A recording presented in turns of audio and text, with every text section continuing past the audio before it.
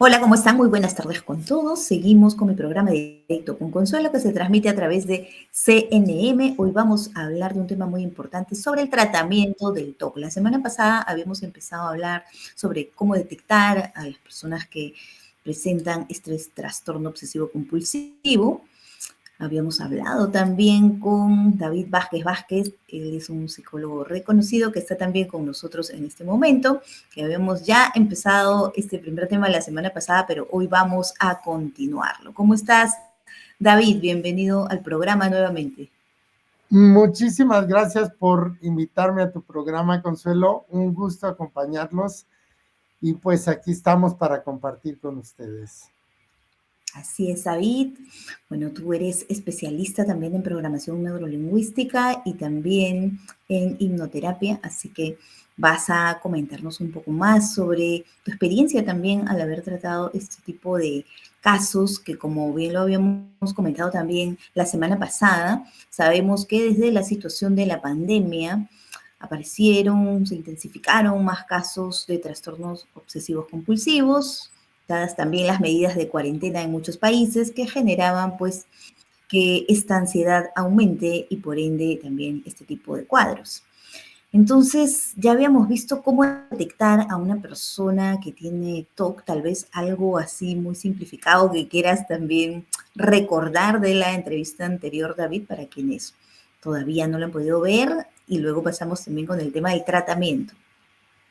Claro, yo creo que el punto clave del TOC o el trastorno obsesivo compulsivo son pensamientos obsesivos repetitivos que nos abordan y que no desaparecen, sino que se siguen presentando, que nos llevan a tener conductas compulsivas.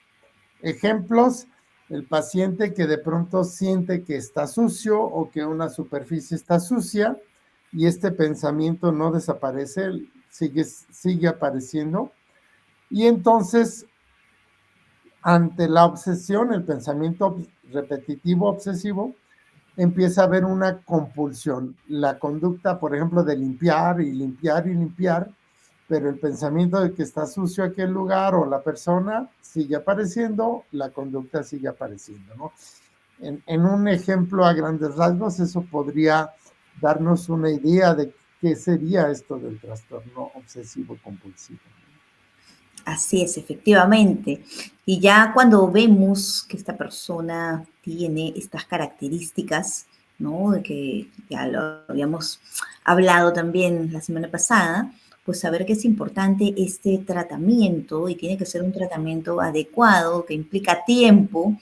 Y también acá considerar lo importante de la colaboración, el apoyo de la familia, por ejemplo, en donde también es importante que reciban ellos cierta consejería, o sea, que sepan de qué se trata este trastorno para que puedan ayudarlos, porque a veces, y muchas veces sucede que en lugar de ayudarlos pasa lo contrario, ¿no? Ya sea con comentarios descalificativos o etiquetas, o de pronto pensar pues que son conductas graciosas las que están presentando, ¿no? Reírse, burlarse, o incluso también de alguna manera motivar e incentivar estas compulsiones. Y pasa a veces que los familiares también llegan a adquirir este tipo de comportamientos, ¿no? Entonces, ¿qué podrías comentar, David, sobre esta importante fase del tratamiento?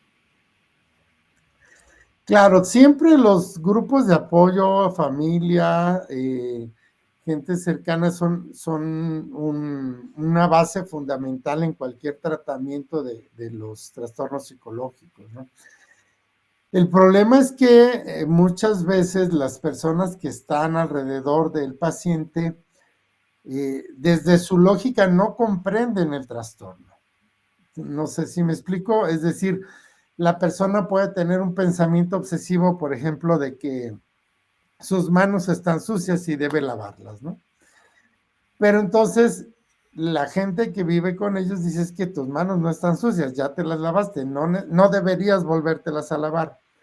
Como no comprenden el mecanismo del trastorno, este pensamiento obsesivo y repetitivo y la compulsión de la acción, dejan de empatizar con la persona que tiene el trastorno. ¿Sí? Dejan de sentir empatía por él, entonces dejan de acompañarle, a veces se vuelven estrictos, a veces imponen castigos, entonces esto, lejos de ayudar, puede empeorar el problema, ¿no? Entonces, lo primero es informarse, comprender de qué se trata, por qué están teniendo estas compulsiones, para poder acercarse a ellos y poder darles cierto soporte, cierto apoyo que les permita abordar la problemática y sanarla, ¿no?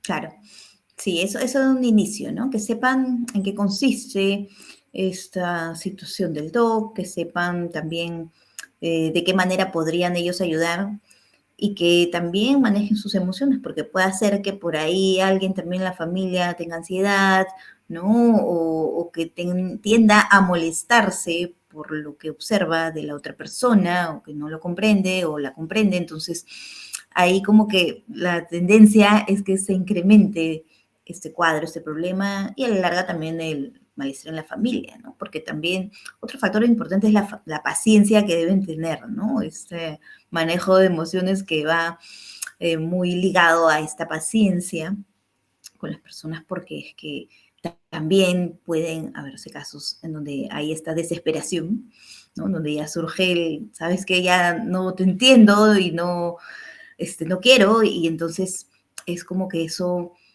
agudiza más este problema que pueda tener la otra persona, ¿no? La empatía, que es muy importante también en este sentido. Y sí, decía esto de que a veces sucede que de pronto la persona que tiene este cuadro de TOC pueda querer de alguna manera que la otra persona haga ciertas acciones, ¿no? Otro familiar que haga y le pide, no sé, tal vez abre tú la puerta porque yo no la quiero abrir, ¿no? O pásame las llaves, etcétera, porque no las quiero tocar, porque tal vez piensa que están contaminadas, etcétera. Entonces, si es que se le da la llave, si es que se abre la puerta, por ejemplo, se está de alguna manera nuevamente como que estimulando este círculo vicioso a que sigan estas compulsiones, ¿no es cierto? Entonces ahí quienes les facilitan todo eso finalmente ayudan a que esta persona siga compulsionando y a veces también puede pasar que la persona les diga que la otra persona, el otro familiar tenga que hacer todo lo que quiere, ¿no? Porque piensa que no puede hacer, porque sería pues nuevamente entrar en este círculo vicioso. Y en este sentido, la otra persona, incluso el otro familiar, puede llegar a compulsionar y tener los mismos comportamientos. Entonces, ¿qué les podrías decir en este caso a estas personas, estas familias que puedan estar pasando estos momentos con personas, con familiares que tienen este trastorno? Claro, obviamente el tratamiento para el trastorno implica dos cosas, ¿no?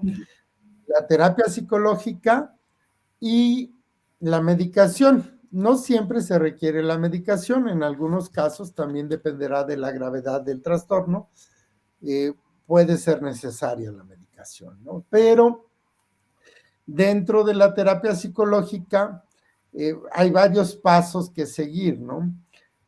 Uno de los pasos que es quizás el más importante es lo que llamamos la reestructuración cognitiva, es decir, el paciente con TOC empieza a crear ciertas ideas que son las obsesivas y empieza a tomar esas ideas como si fueran reales. Por ejemplo, de que alguien me quiere envenenar o por ejemplo de que la manija está sucia o que en las llaves tienen un virus, qué sé yo. Entonces, necesitamos hacer varias cosas. Interrumpir este patrón obsesivo, a veces como, a veces induciendo ideas que sean diferentes, porque a veces el paciente no puede focalizar su mente en otra cosa porque quizás no tiene una ocupación, quizás no tiene una tarea que hacer y entonces esto incrementa la obsesividad. Entonces, el hecho de que haya terapias ocupacionales o que puedas llevar la mente del paciente hacia otro punto va a ayudar a ir rompiendo este ciclo del pensamiento obsesivo, ¿no? Uh -huh. Entonces, eh, También este ciclo incrementa mucho el estrés porque la persona empieza a fantasear con algo y empieza a incrementar ese sentimiento de estrés o de ansiedad conforme está pensando en esta obsesión. Entonces, el que utilicemos técnicas que nos permitan manejar el estrés o la ansiedad, ¿no? A veces son técnicas sencillas como técnicas de respiración, técnicas de focalización, por supuesto la meditación guiada, la hipnosis, todas estas, ¿no? El mindfulness también, que también es muy, muy funcional para este tipo de trastornos, ¿no? Para el trastorno obsesivo compulsivo es fundamental lo que mencionabas, ¿no? Los ejercicios de respiración, meditaciones guiadas, el mindfulness, que ayuda bastante. Y que también yo diría, no solamente es que lo tienen que practicar las personas que tienen el TOC, sino también los familiares, porque también los va a ayudar muchísimo a manejar sus emociones, a gestionarlas mejor, a autocalmarse, etcétera. Entonces, es importante para toda la familia en general, ¿no? Ahora, también ayuda a que puedan tener, digamos, más concentración, a estar más presentes en el aquí y el ahora. Y es algo que también se sabe que ocurre tanto en los casos de TOC como TDAH, ¿no? Y saber que cuando hablamos de TOC también hay mucha probabilidad de que hayan otros trastornos asociados, esta comorbilidad con otros trastornos, que es bastante frecuente. Tal vez puedas comentar de algunos casos que hayas tenido, ¿no? Alguna experiencia de cómo has podido ayudar. Por ejemplo, si se presentaran cuadros en donde la persona tiene TOC y también TDAH, ¿con cuál trabajar primero? ¿No? ¿Cuál de estos implicaría empezar? ¿No? Supongamos que hay situaciones también de TOC y alguna adicción. ¿Con cuál se empezaría? ¿A los dos a la par? ¿Cómo sería en este sentido? Claro, yo creo que no podemos como diseccionar y decir primero esto y después esto, ¿no? Si se presenta en comorbilidad algún otro síntoma de algún otro trastorno, los vamos a trabajar en conjunto, ¿no? Ahorita que mencionas el mindfulness, hay muchas técnicas que quizás las personas, la familia o el mismo paciente no conocen el gran impacto que pueden tener. Pero, fíjate, uno de los aspectos que nos permite romper en el caso de los síntomas, por ejemplo, del TOC, es la desensibilización, es decir, que el paciente se enfrente a situaciones que le generan la obsesión y la compulsión, como la limpieza, por ejemplo, donde pueda descubrir que no le pasa nada si toca algo que no quiere tocar. Pero no lo va a hacer porque tiene o genera mucha ansiedad al tratar de hacerlo. Pero con técnicas de imaginería que puedes usar a través de mindfulness o a través de hipnosis, tú puedes llevar al paciente a recrear eventos que te permiten hacer esto que llamamos la desensibilización sistemática, es decir, acercarte a los objetos que te provocan la ansiedad y tener la interacción en la imaginación. Y entonces empiezas a sanar ese trastorno al tener esta interacción, al menos en la imaginación, con esos objetos con los cuales no estás queriendo tener interacción, por ejemplo, ¿no?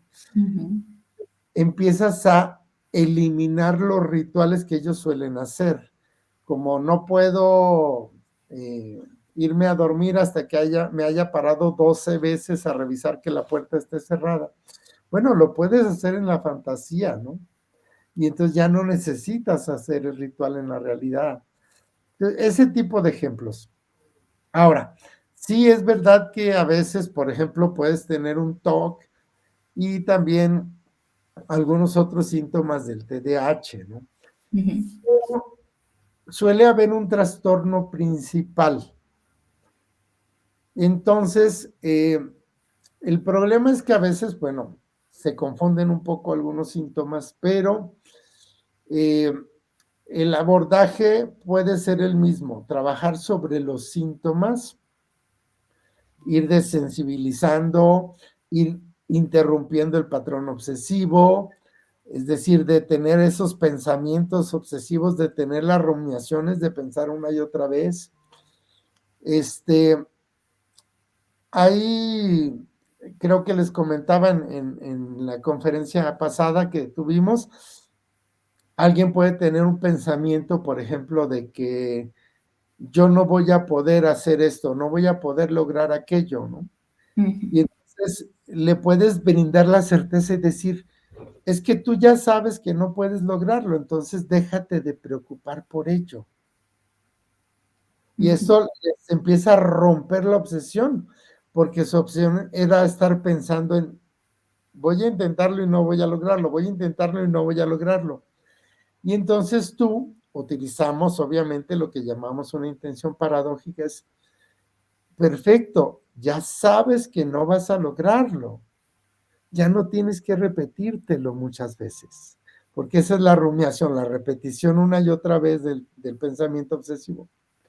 Entonces, paradójicamente, le prescribes su pensamiento obsesivo como una realidad. Ya sabemos que no vas a lograr esto, entonces no tienes por qué pensar en ello. ujú, Y entonces esto empieza a reestructurar cognitivamente su mente, porque en vez de estar luchando con eso y generando la ansiedad, dejan de generar la ansiedad porque le dices que asuma esto como un hecho. ujú. Claro. ¿Sí? Entonces, Entonces, hay muchas cosas que vamos a ir haciendo para poder, digámoslo así, hay como un proceso, un mecanismo que la persona que tiene el TOC ha ido desarrollando, ¿sí? Los pensamientos obsesivos, el incremento de la ansiedad, las compulsiones, otra vez los pensamientos obsesivos y empiezan a hacer como todo un proceso para tener el TOC. Y empezamos a descomponerlo de esta manera en diferentes partes y entonces el TOC empieza a perder fuerza, empieza a perder sentido, ¿no? se debilita el TOC. Claro, ahí es como que hay que pensar que la persona que tiene TOC es como si fuera por un lado, ¿no? La persona, llamémosle por un nombre, ¿no? Carmen, Luis, etcétera. Y el TOC es como si fuera otra, a ver, pongámosle así, como si fuera otro alguien que está ahí, ¿no? En donde podemos hacer diferencias, ¿no? De quién es la persona, ¿no? Y quién es el TOC que está dentro de esa persona. Un poco para, para poder también, de alguna manera, cuando se le hable, ¿no? A esta persona que tiene TOC, ¿sabes? Te estoy hablando a ti, ¿no? Yo te quiero a ti, te quiero bien, no quiero el TOC, ¿no? De alguna manera poder hacer un poquito esa diferencia. Ahora, hay situaciones que puedan favorecer también a que el TOC se intensifique, ¿no? Que puedan haber, por ejemplo, situaciones estresantes en la vida de una persona, ¿no? Que hagan de que de pronto, si veíamos que ya había avanzado, ¿no? En cuanto al tratamiento y tal, pero si se le presenta alguna situación estresante, nuevamente pueda recaer, ¿no? ¿Qué se podría hacer en estos casos como para poder, de alguna manera, prevenir estas recaídas y que no surjan pues hasta el punto de que no haya un retroceso, ¿no? Significativo? Claro, dos puntos antes de que avancemos, quiero retomar el que mencionas, el primero, A la ver, objetivización. Es decir, muchas veces la persona empieza a identificar su identidad con su trastorno. Y entonces, como tú lo mencionas, el poder separar quién es la persona del trastorno es algo tremendamente útil, ¿no? Incluso en psicología utilizamos mucho este concepto de la objetivización porque podemos como deslindarnos un poco y dejar de asumir algo como parte de nuestra personalidad. Eh, con algunos pacientes yo a veces hasta les pido que le pongan nombre, ¿sí? ajá. Entonces, y me hiciste recordar un paciente que él en realidad su problema era más bien como el síndrome del impostor. Era una persona que tenía mucho éxito en muchas cosas que estaba haciendo, pero él se sentía como si fuera un fraude, como si estuviera engañando a los demás, como si realmente no mereciera ese éxito, ¿no? Ya. Entonces le dices, ok, dale un nombre. ¿Quién es el síndrome del impostor? O sea, ¿quién es ese que sí se siente fracasado? ¿Quién es ese que se siente que nadie merecería escucharlo? Bla, bla, bla. Y entonces, pues ya decía un apodo que tuvo en la secundaria, ¿no? Porque en Ujú, ese momento se sintió así. Y entonces, al ponerle una personalidad a su trastorno, es muy manejable y muy fácil desidentificarse de él, ¿no? Y entonces ahí podemos hacer grandes cambios.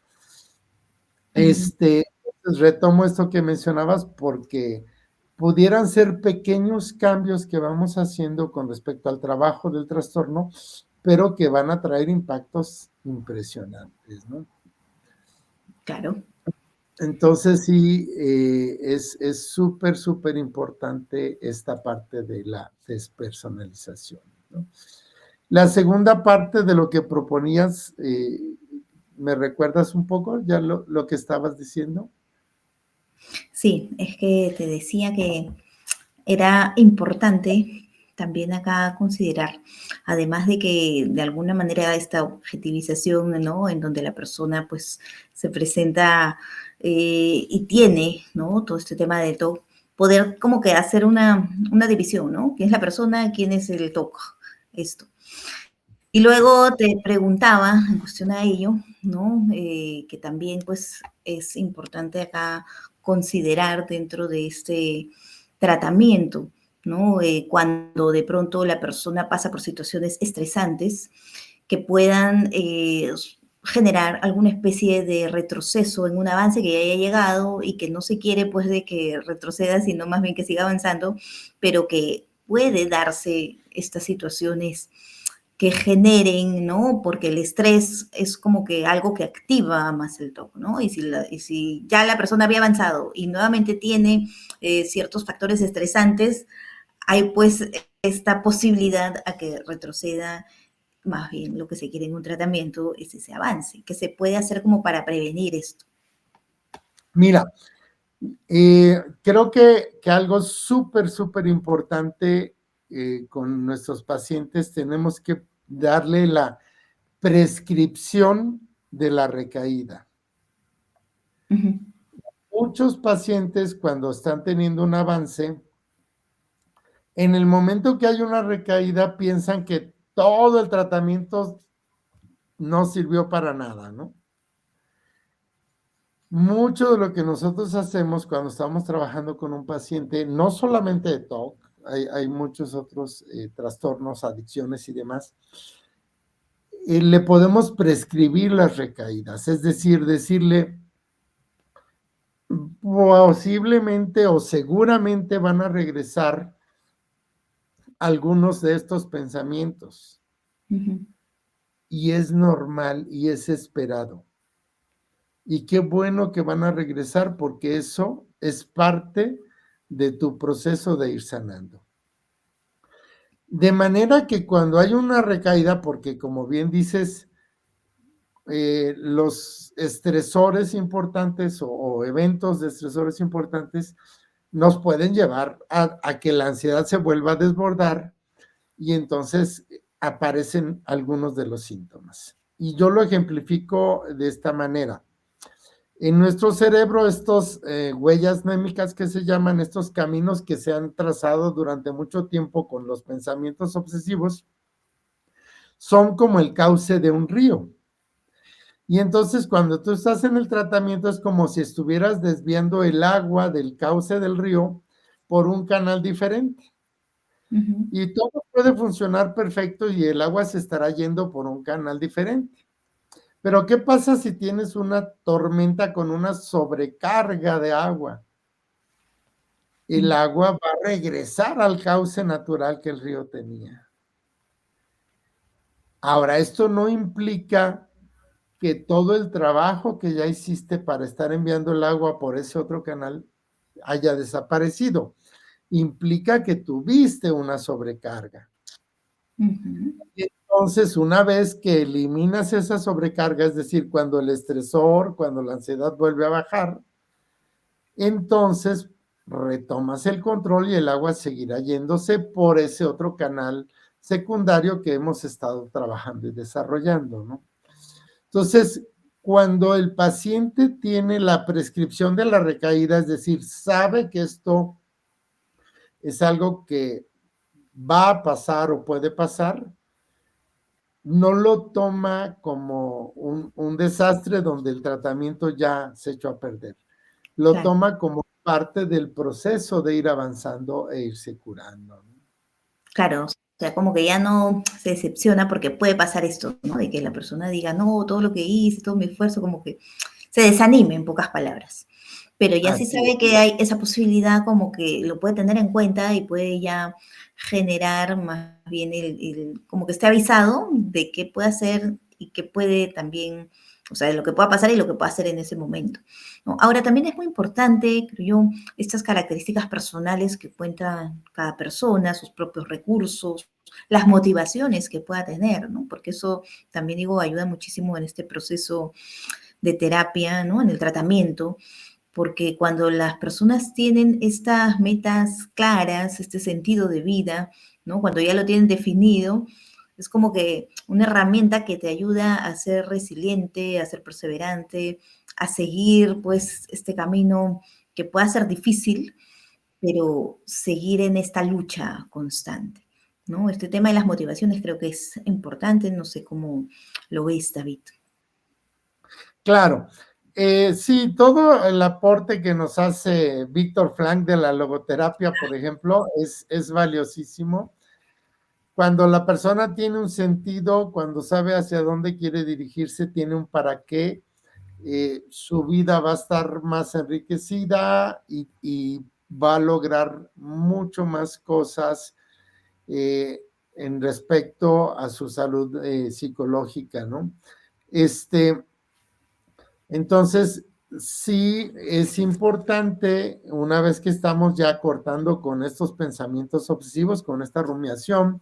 obviamente se reducen las compulsiones y el podernos enfocar hacia el futuro, hacia la imagen que quiero crear, hacia lo que deseo lograr, hacia algo valioso e importante, pues va a mejorar mi autoestima, me va a permitir focalizar mis pensamientos en lo que sí quiero y me va a permitir alejarme del trastorno obsesivo, ¿no? Todo lo que tenga que ver con autoestima, con autoconcepto, con autocontrol, Ujú. con desarrollo de metas, con lo que es un propósito de vida, es fundamental, no solo en este trastorno, sino prácticamente en cualquiera de las áreas a nivel del desarrollo personal y humano.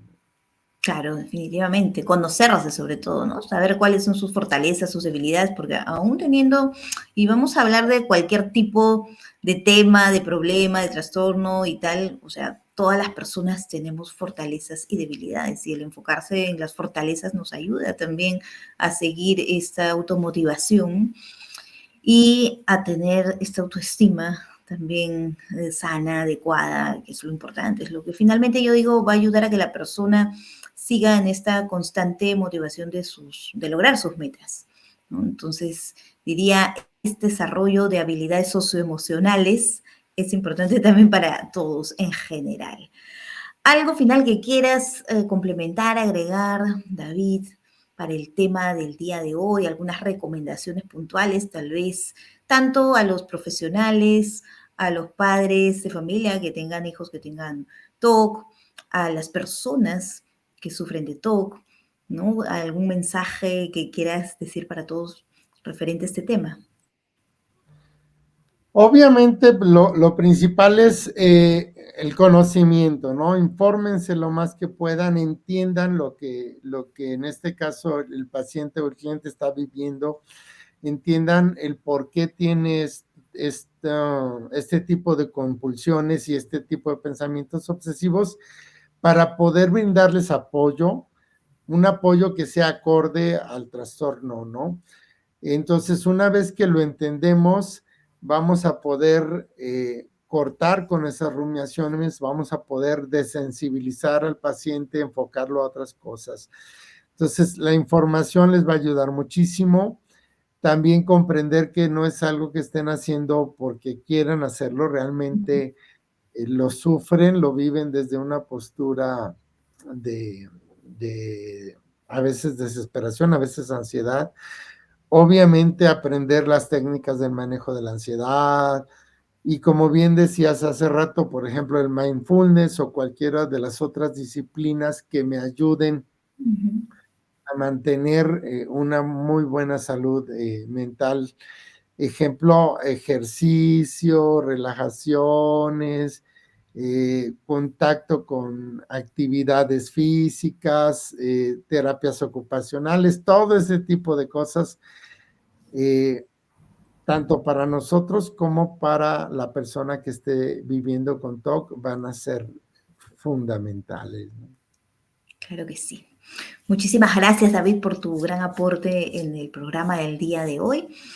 Y bueno, para complementar un poquito también lo importante que es el deporte, todas las actividades de movimiento que ayudan a generar las hormonas de endorfina y dopamina, que son las hormonas de la felicidad, que nos ayudan a estar con un mejor estado de ánimo en el día a día. Bueno, hace poquito ha sido el Día de la Felicidad, el 20 de marzo, así que importante también recordar que a todos nos sirve estar con este buen ánimo, ¿no? A tener emociones positivas, que las emociones se transmiten también, que podemos desde casa con quienes nos rodeamos transmitir estas emociones y que eso también va a ser importante para las personas que puedan estar sufriendo, que puedan sentir que otros aportan también con una emoción positiva y eso también les genera esta felicidad en su día a día. Bueno, muchísimas gracias, David. Un abrazo muy grande hacia donde estás. Saludos a todos en México también. Muchas gracias y seguimos en contacto. Un saludo para ti, para toda tu audiencia. Gracias, David. Un abrazo. Gracias a todos quienes han visto el programa el día de hoy. Como saben, las transmisiones se dan los días sábados en Perú a las 4 de la tarde y en España a las 10 de la noche. Un abrazo muy grande.